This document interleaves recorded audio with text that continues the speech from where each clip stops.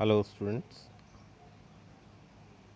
आज के वीडियो में हम बात करेंगे परफेक्ट कंटिन्यूस टेंस की। जैसे कि पहले वीडियोस में भी हमने पढ़ा है, इंडेफिनिट के बारे में पढ़ा हुआ है, कंटिन्यूस के बारे में पढ़ा हुआ है और परफेक्ट टेंस के बारे में पढ़ा हुआ है। अब आगे हम परफेक्ट कंटिन्यूस टेंस पढ़ेंगे। तो परफेक्ट कंटिन्यूस टेंस में सबसे पहले हम बात करेंगे अफर्मेटिव सेंटेंस की। अफर्मेटिव सेंटेंस यानी साधारण वाक्य, सिंपल सेंटेंसेस। और सिंपल सेंटेंसेस में देखिए स्टूडेंट्स, मैं एग्जांपल शुरुआत करूंगा। बच्चा 10 मिनट से रो रहा है। The baby has been crying for 10 minutes. इस काल के क्रिया के अंत में रहा है, रही है, रहे हैं आदि शब्द आते हैं तथा काम के जारी रहने का समय दिया होता है। इसको फॉर्म करने के रूल्स हैं students. Subject plus has been plus verb की first form plus ING plus object plus since या फॉर प्लस टाइम। सब्जेक्ट, अब यहाँ पे पहले में एक वचन था यानी, और यहाँ पर बहुवचन प्लूरल फॉर्म में है। They, I, you plus have been plus verb first form plus ING plus object plus since या फॉर प्लस टाइम। निश्चित समय के लिए सिंस तथा अनिश्चित समय के लिए फॉर लिखते हैं। Okay students. इसके बाद नेगेटिव सेंटेंस की हम बात करेंगे। नेगेटिव सेंटेंस देखिए स्टूडेंट, उसे 2 दिन से बुखार नहीं आ रहा है। He has not been suffering from fever for 2 days। यहाँ पर क्या है? Subject plus has not been, have not been plus verb first form plus ING plus object plus since या फॉर प्लस टाइम। ये नेगेटिव सेंटेंस में हम use करेंगे students. इसके बाद हम बात करेंगे इंटेरोगेटिव सेंटेंसेस की। इंटेरोगेटिव सेंटेंस में देखिए स्टूडेंट्स, क्या तुम सुबह से पढ़ रहे हो? Have you been reading since morning? तुम्हें 5 मिनट से कौन बुला रहा है? Who has been calling you for 5 minutes? तो यहाँ पर स्टूडेंट देखिए रूल्स क्या हैं।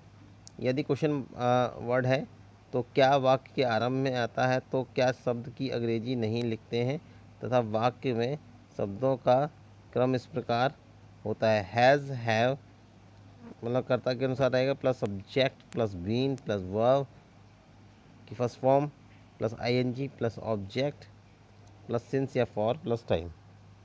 यदि कोई भी प्रश्न सूचक शब्द कब, क्यों, कहाँ, कैसे आदि वाक्य के बीच में आते हैं तो उनको बनाने के लिए, उनके वर्ड सेंटेंस फॉर्म करने के दूसरा तरीका students, question word plus has, have plus subject plus have plus been plus verb की first form plus ING plus object plus since या for plus time.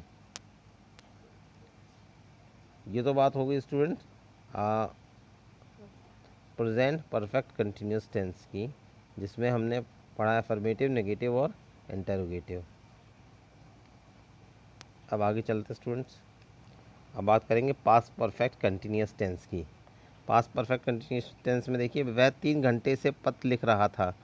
He had been writing a letter for 3 hours। छात्र आधा घंटे से शोर मचा रहे थे। Student has been making a noise for half an hour. अब इसमें देखिए स्टूडेंट्स, कैसे हम इसको रूल क्या है इसके रूल्स।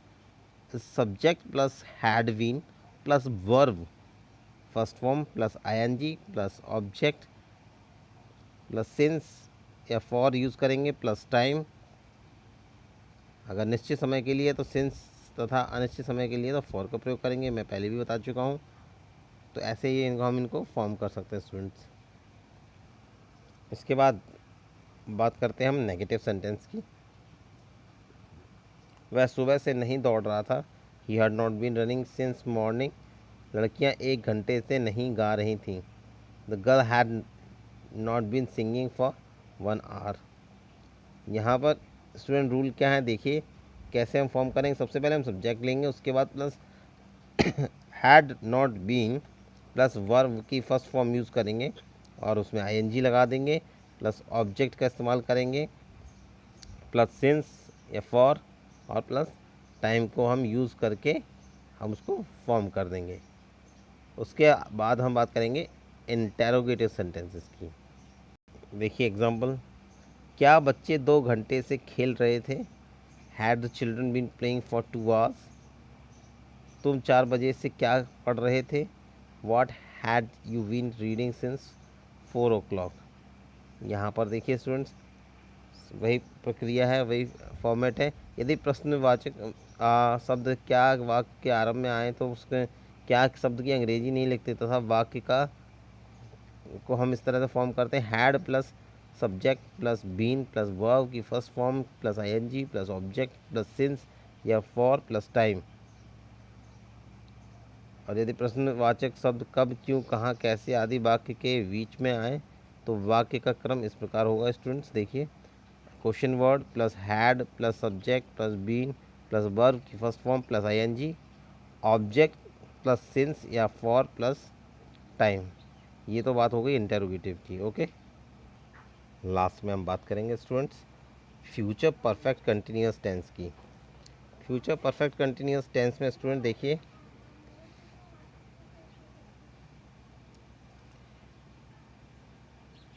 वह कई वर्षों से इस मकान में रह रहा होगा। He will have been living in this house for several years. Mussoorie में 10 दिन से हिमपात हो रहा होगा।